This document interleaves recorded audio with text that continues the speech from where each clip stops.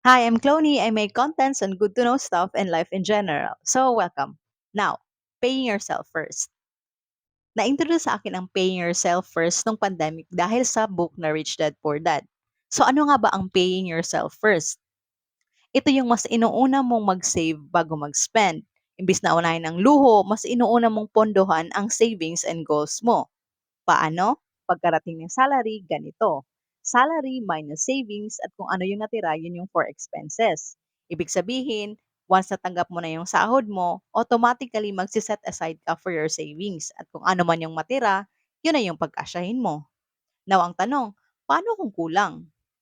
Bakit nga ba kulang? Are you living above your means? If ganon, then you have to make adjustments.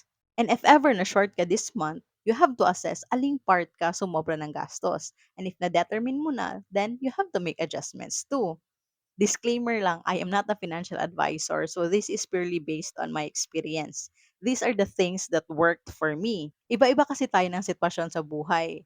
Sabi pa nga, walang one size fits all. Things that work for me doesn't mean that it will work for you too.